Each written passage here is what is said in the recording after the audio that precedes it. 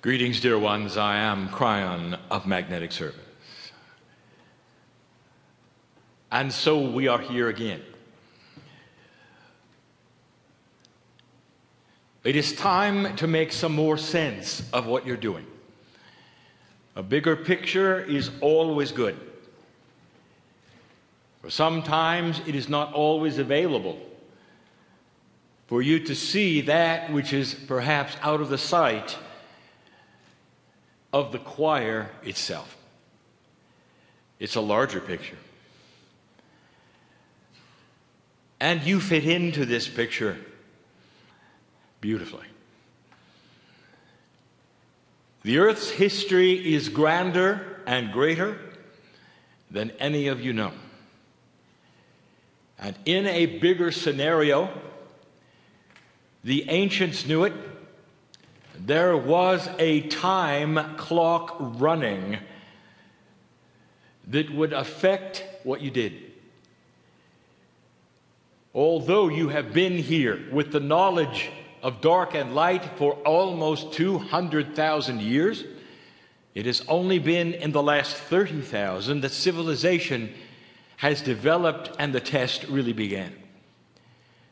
And the test is this: what would humanity do if left alone without guidance? And where would it go? How would it proceed? Your archaeologists are linear. They have a preset bias that says that civilization grows and always starts small and gets better or worse, but it starts from one point and goes to another. And as they dig and as they look and as they search, this is the bias. What they don't know and what they did not expect is that there have been 4 civilizations of the planet. When left alone, humanity destroyed itself almost 4 times. In the future, archaeologists will discover this. Let this be a time of notification. For this is being shown and it's being recorded. And as odd as it may sound, let this be said now, that archaeologists will discover things that do not make sense in the chronology that they expect. Earth is far different than you think. Add to this what we have told you before, that in a galaxy which is billions and billions of years old, 30,000 years is very quick. Is it possible, dear ones, logically, in the billions of years that the galaxy has formed, that life would have formed quicker on other planets than yours? And the answer is yes.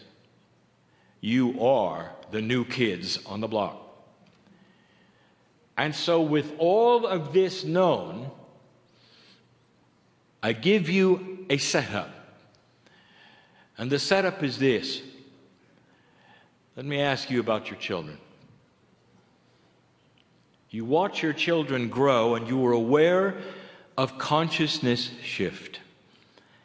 The human brain starts to develop, and eventually it will get to a place where it is thinking as an adult.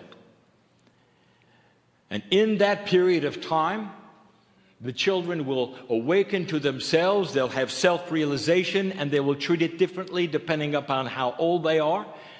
Some will move forward, some will not, depending upon the guidance you give them as a parent. Some will turn into survivalists and bullies. Some will use force against the others for things they want and don't have. Some of them will not play well together with others. And as they grow with your guidance, they will. There will be an elegance that develops within the adult as they grow. And the parent will breathe a sigh of relief that they made it and that they're there. I want you to picture something right now What if you weren't there? What if the planet was only children? What would happen? Without guidance, without wisdom, without the elegance that you know about of human behavior and maturity, what would happen? Books have been written about that possibility. One of them, The Lord of Flies. Would you end up with marauding children, killing one another, having no concepts of the elegance of getting along? I think you see the metaphor, do you not? And this is what you had 4 times. The earth turned into a situation where civilization could not get along and ended itself 4 times. This is the 5th time. And this time was foretold by the ancients. The ancients said it was the last time. And when you turn this page, if you had not learned by yourselves what you needed to learn, you would have the end of humanity. And that was your prediction, if you recall. In your scriptures, that was the prediction. But the ancients had a different one. The potentials that if you would turn the corner, something else would happen. An elevated consciousness would begin. Now, use your common sense and your logic. Do you think that would have simply happened by itself because you passed the marker, or would there be some outside influence because of it? In come the parents. The transmissions from the great central source, representing other planets of ascension, will be given to you, received here. And what will it give you? What is appropriate? What would you give if you found a tribe that had never advanced, that was thousands of years old, had never heard of anything else on the planet, and were losing their population due to disease and death and bad water and all the other things, and you suddenly found them? What would you give them? Let me ask you this. In all logic, what would you give them, dear human being? Would it be McDonald's and Monsanto? No. Let's start to think about it. What would you give them? These are all metaphors. You'd give them clean water. You'd teach them to rotate their crops and work with Gaia. You'd give them tools so they could build what they wanted to build in a better way. You'd give them life extension without drugs. You'd show them what's in the forest that they would need and could use. And then when they'd have that, you'd teach them to read. You'd give them literacy. You'd show them poetry. You might even give them colors they'd never seen. You'd show them artwork and music. And that is what the Pleiadians are going to do for you. Yes, there will be inventions, for you are device-driven, but not forever. The devices that you have, they'll reach a limit, dear ones. They're the training wheels on your bicycle. And there'll come a time when you won't need them, and you'll throw them away, and the consciousness will be high enough so that you will meld with physical things and do what the masters did. The Pleiadians are not coming to give you what they have. They're coming to give you the things that you want and you need that are elegant. The colors, the artwork, the music, the literacy, the awareness of what is really around you. Stand back, for in these next generations there will be unexpected things, and they will follow the lines, potentially, of what I've given you as I stand here. The news that I give today will remain long after the corporeal body of this man is gone. And I want science to trot it out and look at it. And maybe this will not be quite as spooky then. And maybe this will not be full weird at all. Maybe this will be the truth. Indeed.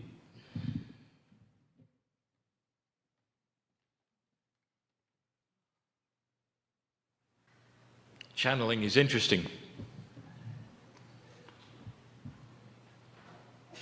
For the recipient and the one who delivers it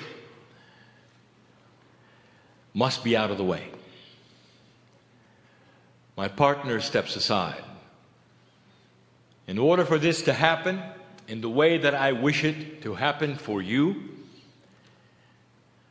he can have no foreknowledge of what I want to do.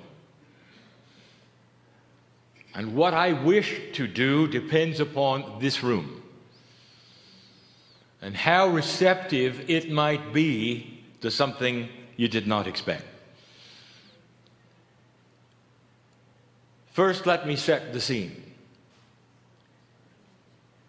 The mountain that you celebrate, that you've come to see, is alive.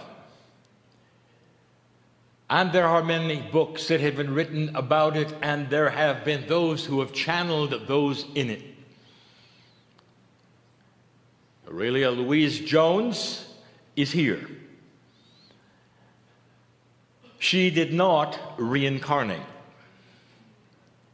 She went to be in the mountain where she belongs. And in the process, she had a reunited time with Adama. You should know Adama. You cannot leave this place without a message from Adama. Adama will speak for himself, herself, in just a moment.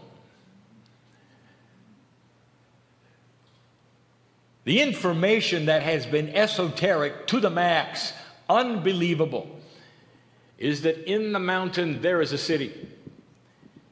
And the city is basically Lemurian, mostly Pleiadian, which we have described is the same thing in this case. And that it has a purpose. There are those who continue to channel Adama accurately with truth. And they do it with the filters that they would have based upon what they expect.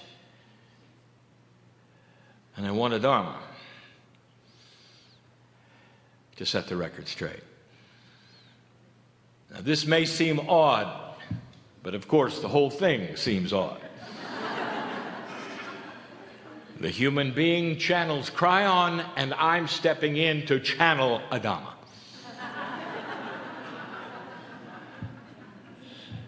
You see, Adama is not on the other side of the veil. You see, Adama is alive.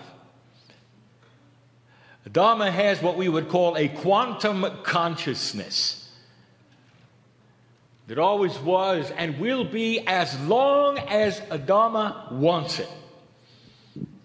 Now, does that sound like a Hebrew prophet to you who could choose the moment of ascension when he was finished? This is a quantum attribute. Imagine life as long as you wish it to be, either corporeal or not, and a transition on your schedule. Does that sound odd to you? It sounds like it would be miraculous. Only angelic beings can do a thing like that. Really? Or perhaps it's simply high consciousness. Just for a moment or two, let us see what Adama has to say.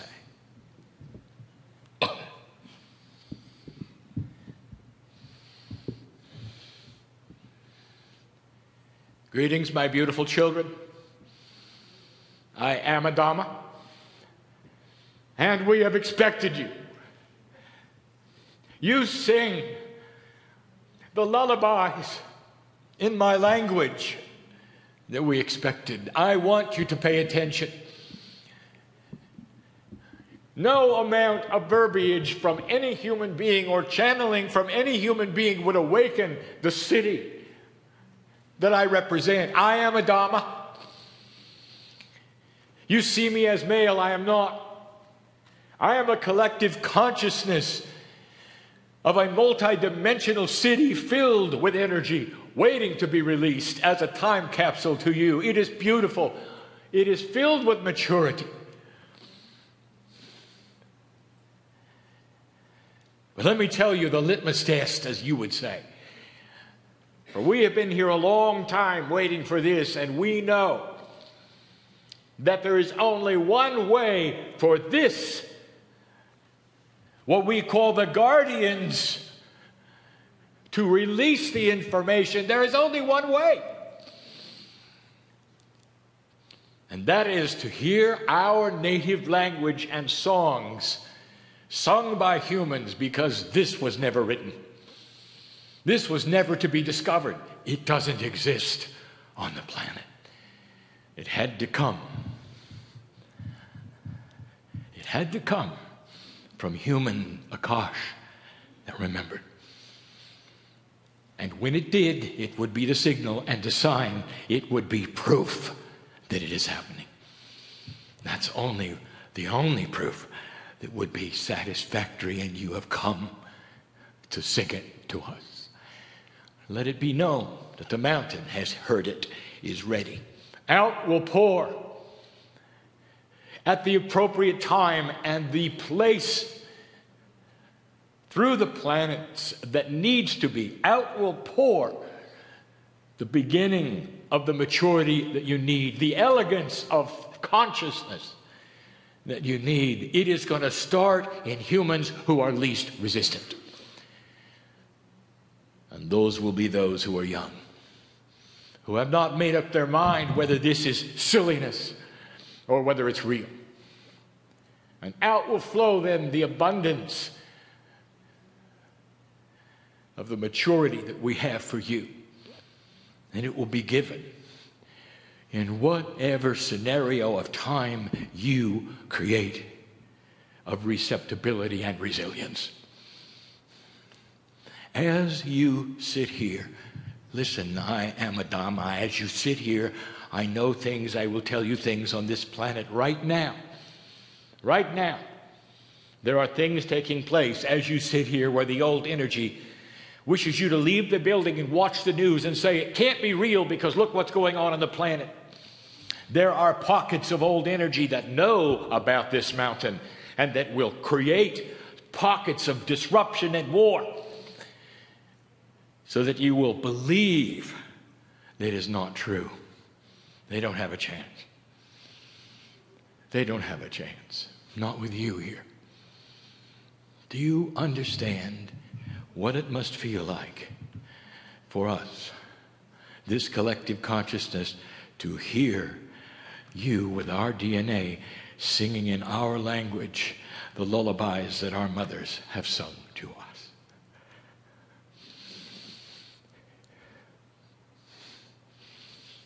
Thank you. Finally, it is time. I am a Dhamma. Thank you. Today, the mountain celebrates.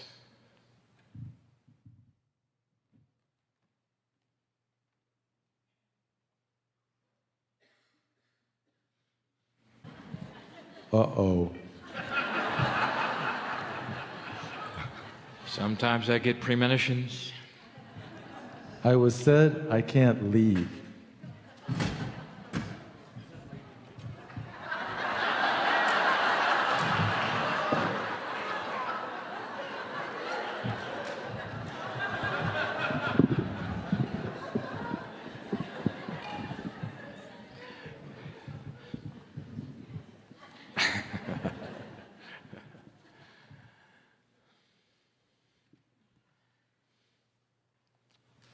My partner steps aside.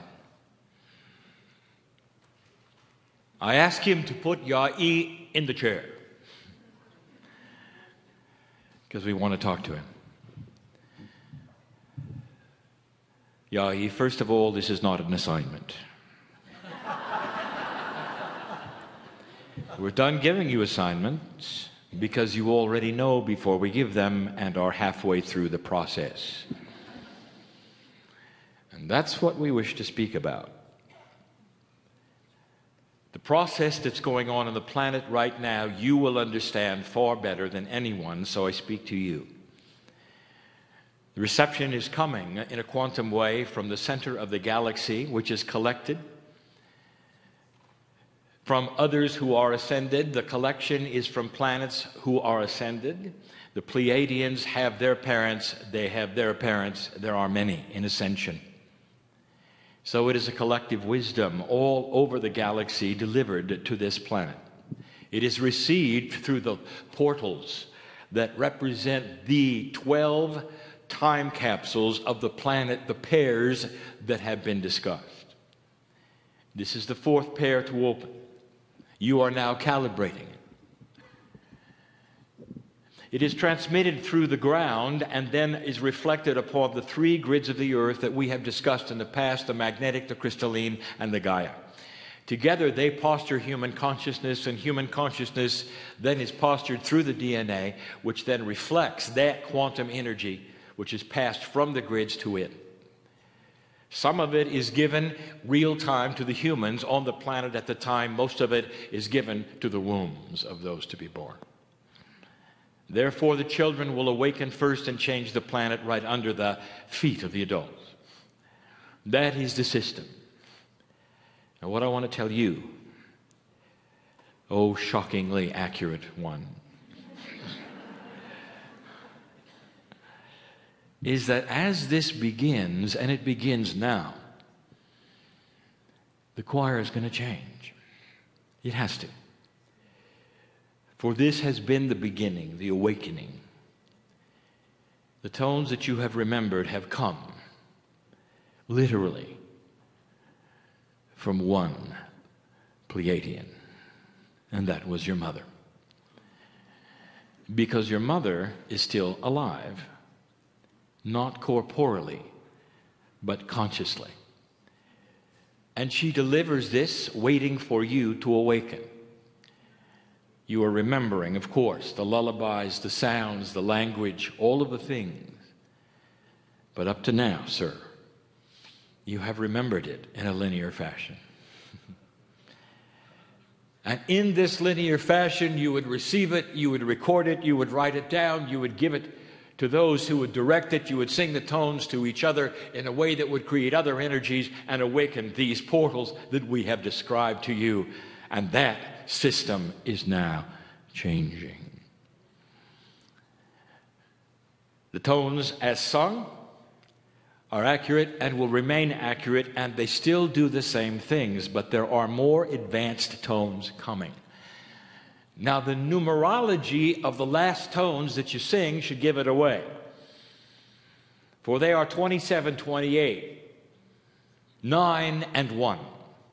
Completion and new beginning.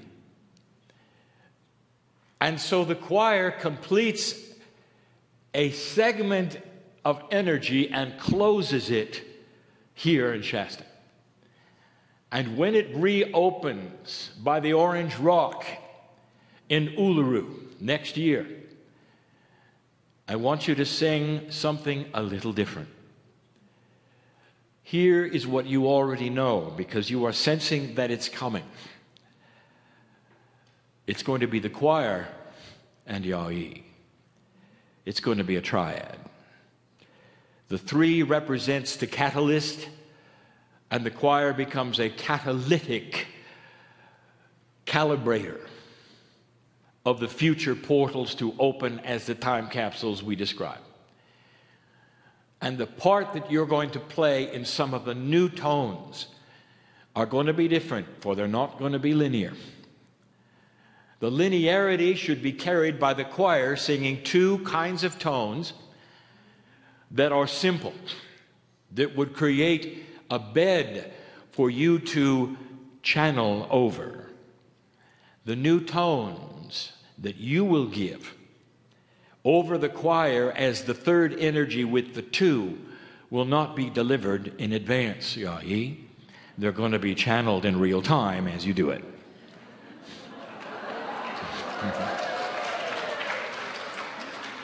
You knew this was coming. It's not an assignment. And I know you're comfortable with it, sir, because you're already doing it. You have noticed something with the tones that you have been given in the last few months, that they're never the same way twice. They change because the planet is changing under you, because your mother's information is starting to awaken, and each time you get it, it's different. So now, don't go through the process of linearizing any of it. Don't even write it down. Just stand and deliver. You are the one, Yai, to do this. And I know you will. Blessings.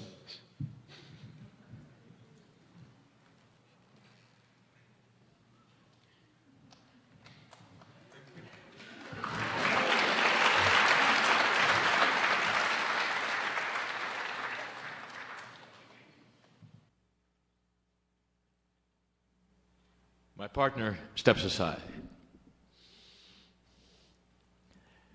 All through these last 2 years, I have attempted to demystify the kinds of things that are happening now on the planet that seem odd. If someone were to attend this and they were not familiar with the energies, they wouldn't understand. And so I want to turn again to history. I want to remind you of something. There is a profundity happening right now with the indigenous of this planet that reflects the ancient prophecies of over 4,000 years. And 4,000 years is simply how long ago they knew they existed, but they've existed for 10. For even the Sumerians had this prophecy. And the prophecies come together now on the planet synchronistically. They echo what the Mayan calendar said indeed would happen. The end of the long count represented the end of the calendar completely. So terminal was it that it could not be revised. A new calendar had to be put in place. It has many names, for the ancients were not able to connect together to give it a common name, but the prophecies were the same. The prophecy of the eagle and the condor representing a higher consciousness, a softer earth. The awakening of the puma, the movement of the kundalini. It continues and continues. North America, South America, all over the planet. And it has nothing to do with New Age. It has nothing to do with the choir. And yet everything to do with all of it. This is not a New Age event. This is an ancient event. The very thing that you are doing was foretold by the ancients for this time in history, past the precession of the equinoxes, that would bring this planet to an awakening. And I want to remind all of those who would watch this in disbelief or not understand what this was all about.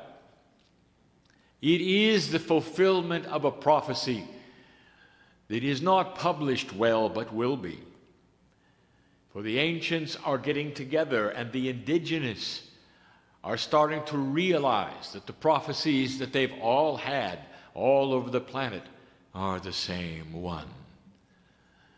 And that prophecy says that should you pass this marker, this fifth time, a chance, a potential for an awakening planet would exist. That is not from Kryon. That's from civilization. Your planet has created this. The ancients have told you about it. It has been recorded, and it is here. It's not a mystery. And it's not something that only a few would understand or do. It is part of ancientness and the prophecy of those who would bring you something on this planet that would be hopeful. And so I want to again deliver the message that in the process of fulfilling this prophecy, there is no predestination that it will take place, only a potential that is so grand and that has been so strong for 25 years that you've been preparing for it. I am Kryon.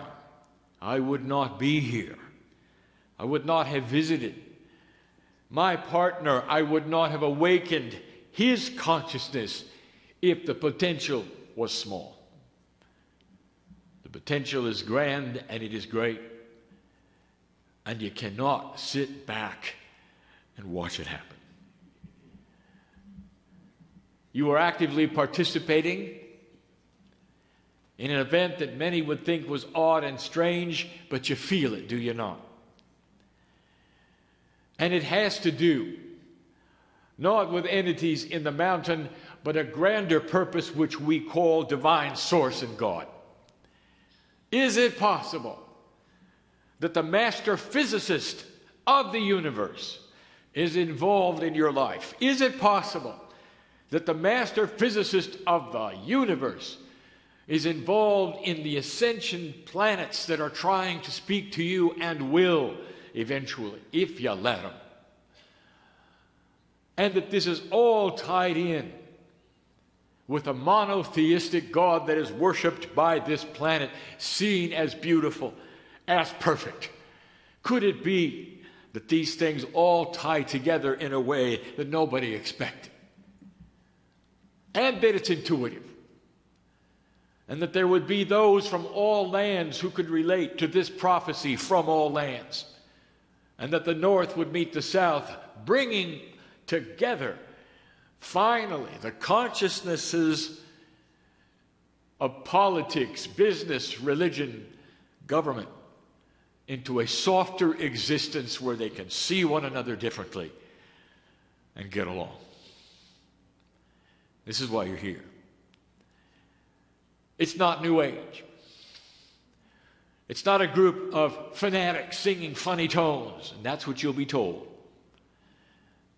Indeed, it is the love of God personified in a quantum way that so many people cannot see or enjoy or feel. Human beings are so quick to feel the emotions of love and not understand them and accept invisible forces, and yet they will draw the line at this. Well, it's time to get out of the bubble and see what this truly is. It is a magnificent manifestation of everything the ancients told you you could do and what would happen if you put your mind to it. I want you to go from this place. Enjoy the sun on your face. You may even sing to the mountain if you choose. For they have seen what you have done this day, and now they're ready to celebrate with you. Let the calibration be finished. And let the nodes and the mole come together that were created for this purpose on this day in year one. It is done. And you have done it. And so it is.